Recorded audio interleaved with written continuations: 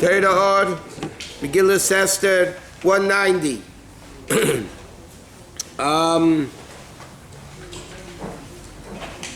6 lines on the top of the page. The Alter Rebbe is explaining that the Vav, the 6 Midas are basically Avram, Yitzchak, and Yaakov, and then the Hey is the thought, speech, and action. And he says that there's the spiritual thought, speech, and action, which is the milui of the letter Hey, because Hey is written out like Aleph. It's Aleph Lamed Pei. So you have Hey Aleph, whatever. So he says that that's the source of thought, speech, and action is the hidden part of the Hey. The revealed part of the Hey is the revealed thought, speech, and action. And he says, 6 lines on the top of the page. Sorry, Rabbi, I don't follow. You don't follow? Hey, how does that hey translate to Hey. speech and action? Okay, Hey, the letter Hey is top, side, and third leg. Right. There's 3 parts of the Hey. That represents thought, speech, and action. Nice. You have the revealed thought, speech, and action that you see in the letter Hey. Then you have the milui, it's called, the filling of the Hey, that's hidden, that you don't see. You just see the letter Hey, you don't see Hey.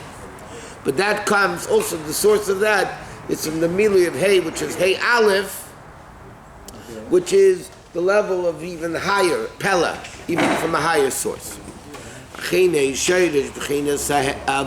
Vav Hey.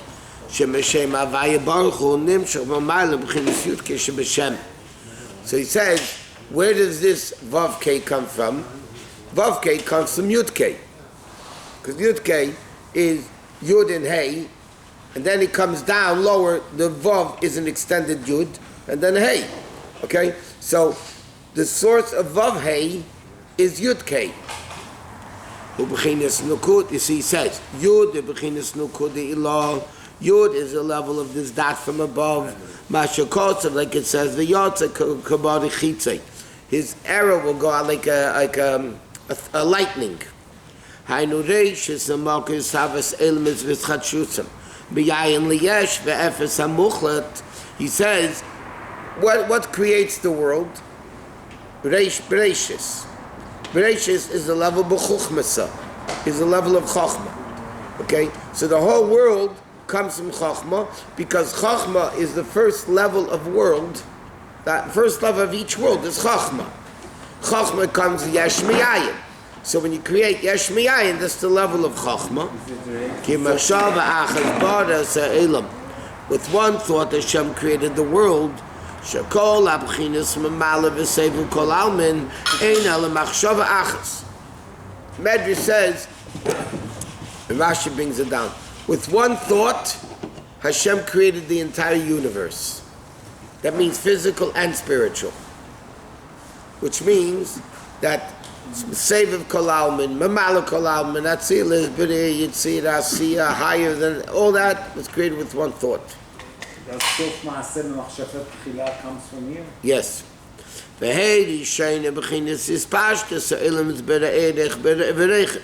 he says like this, Yud created the world. Then it comes into Hey, the way it's broadened, like Chochmah and Bina. Chochmah is the spark, and Hey broadens it. Father gives the seed, the drop, and the woman broadens it. Yud is the level of Bittul. So he says like this, the 6 Sviras that created the world, the 6 Midas, and Hey, which is thought, speech, and action, that comes from Yud K, because Yud K created the world. It's the same thing. What? What's the relationship between Malchus and the Gushim, thought, speech, and action? Because the last day is also Malchus, which is one of the tenets. The last day is Malchus, because Malchus is the level that goes into the next world. So because Malchus goes into the next level, in other words, bringing Midas to the next level after Midas is thought, speech, and action, because how do you reveal Midas? Through thought, speech, and action. So Malchus is the level that comes into the next world, right? The lowest, Malchus of Atzilus goes into the Chochmah Bria. So that's the way it's brought down. Besides the fact that Chassidus explains that Bria, Yitzir, and Asiya is thought, speech, and action. thought, speech, and action, Bria, Tzir, Asiya.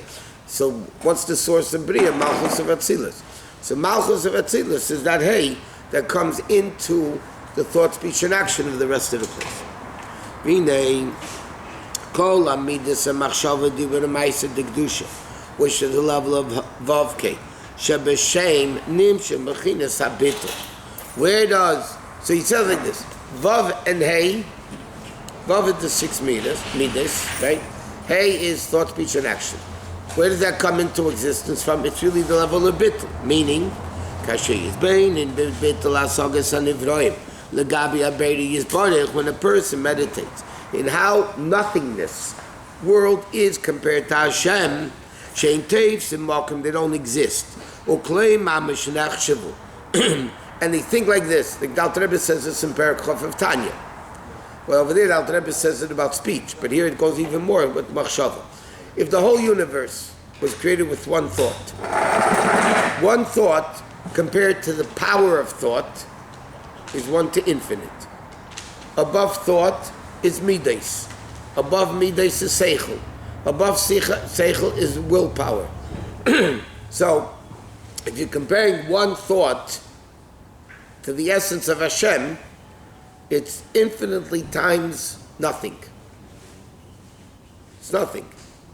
So when a person meditates that the whole universe is really nothing, absolutely nothing, she'ein ela machshava achas, as hayosim elov li beiruch v'nishmasei, so then you get the level of, so to speak, nefesh, roch, neshama, liyis l'Hashem levadi, to be only for Hashem.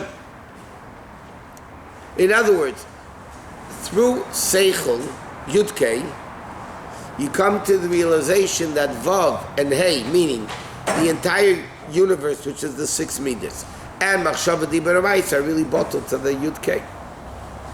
Not UK, Yudkei. Achem Yirtza Adam Leir Sa'ava Bilvad B'mideis of Hativim. But if a person only wants to connect, so he says like this level is connecting to Hashem through meditation. What happens if a person doesn't want to meditate? He doesn't want to meditate. He just wants to have the natural midas revealed. He says, Mirza Adam Leir Sa'avashtam Bilvad B'mideis of Hativim Hu Mafrid Shem Yudke Mivavke. Then he's separating the midas from seichel. In other words, ideally, the Alter Rebbe is saying, in order to reveal Vav K, you need to have Yud K, seichel. But if you don't want to be mizveinen, you just want to have the midas by themselves, Vav Hey by itself, then you're separating yourself from Yud K. Because Vav K represents the natural midas also. Let me ask you a question. A normal Jew doesn't learn Chassidus, yeah? A normal Jew enjoys coming to shul, enjoys doing mitzvahs, yes?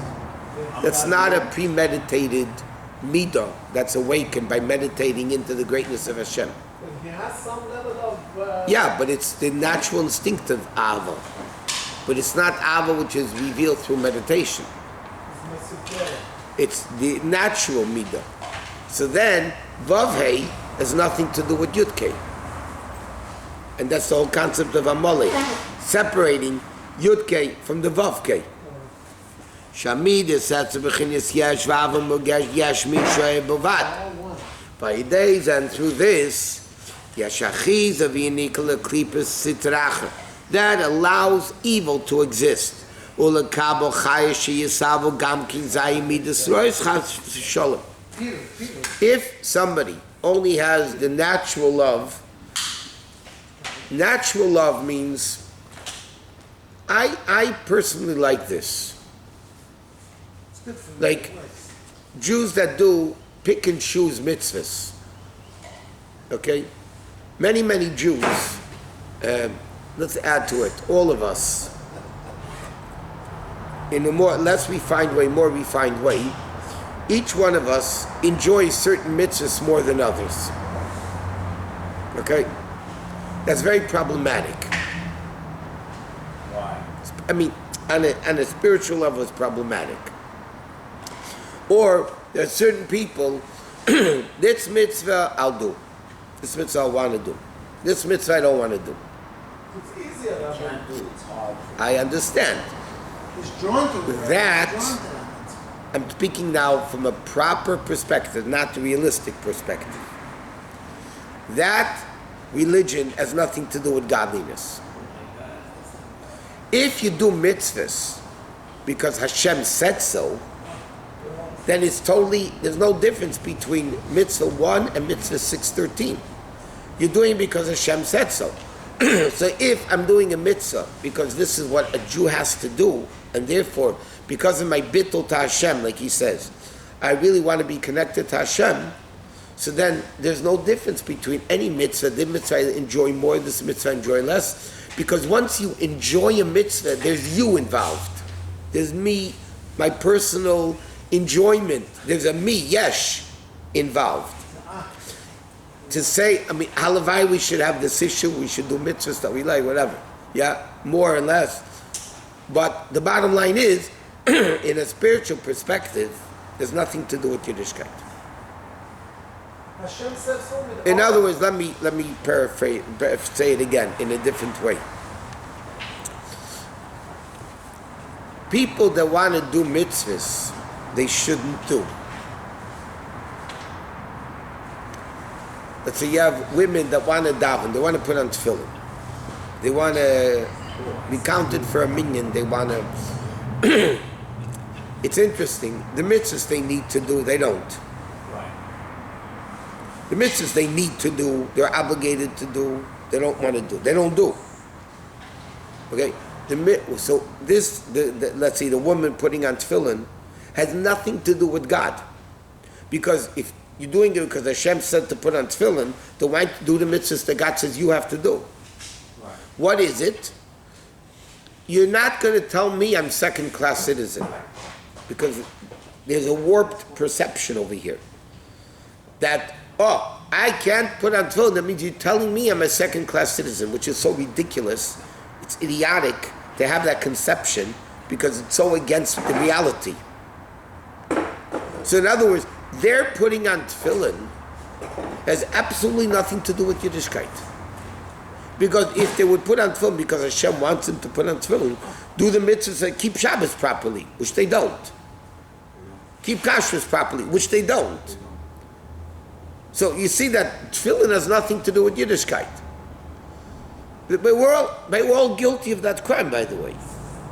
Okay? Because if we enjoy a certain mitzvah, and a certain mitzvah we don't enjoy, or like I said many times, in reality, there's certain bachim that like to learn, certain bachim like to run around, mitzvahim.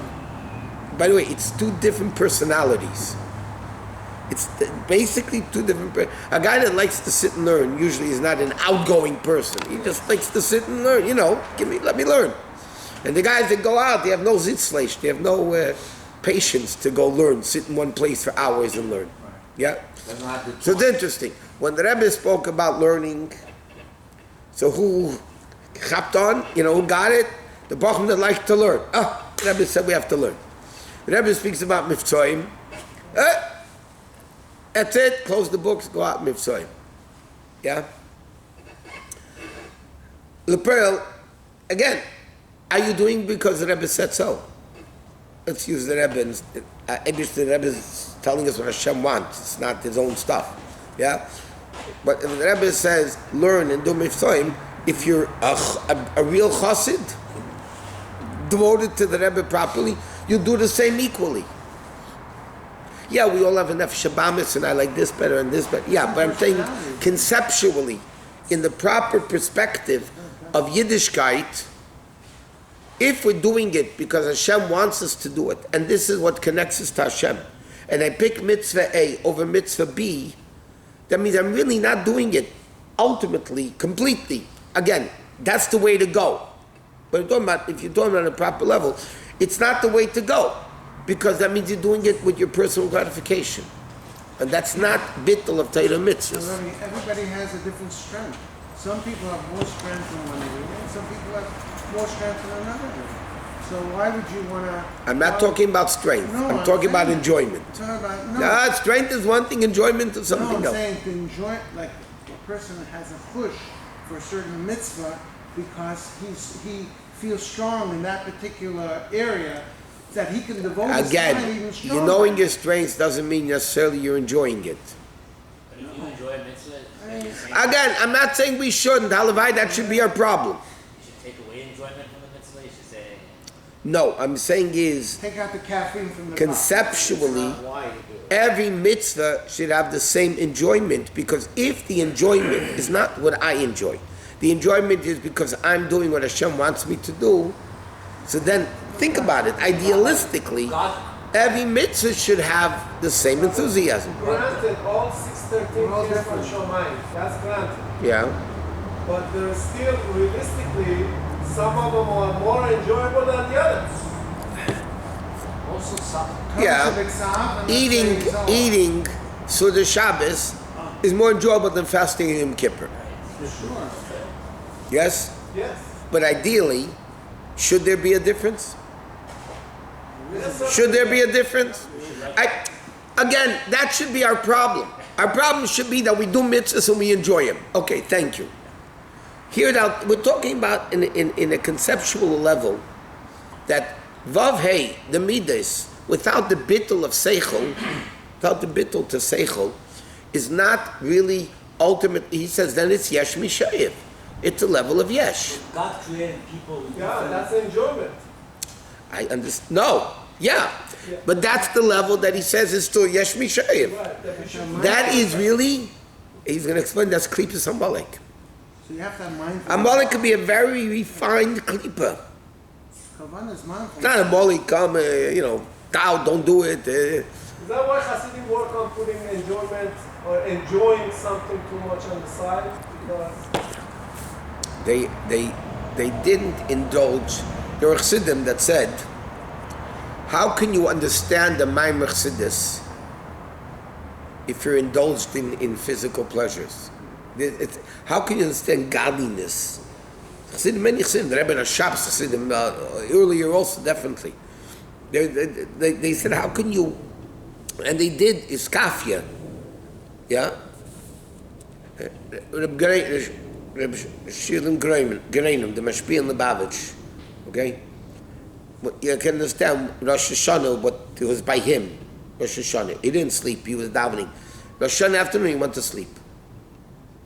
Chassidim said to him, Reb Shilin, you're going to have a sleepy year. It says, Yeshiva on Rosh Hashanah, you're going to have a sleepy year. He said, I'd rather have a sleepy year than a sleepy Maamar.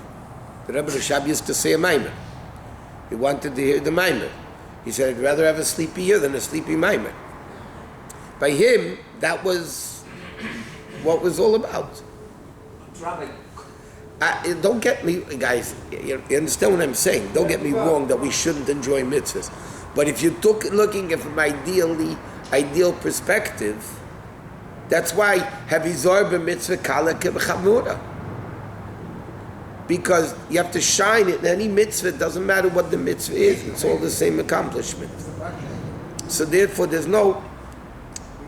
so Rabbi, you should have enjoyment in doing God's will, not enjoyment in the Correct. mitzvah itself. Yes. And if the enjoyment is doing God's will, it doesn't matter if you're fasting or eating.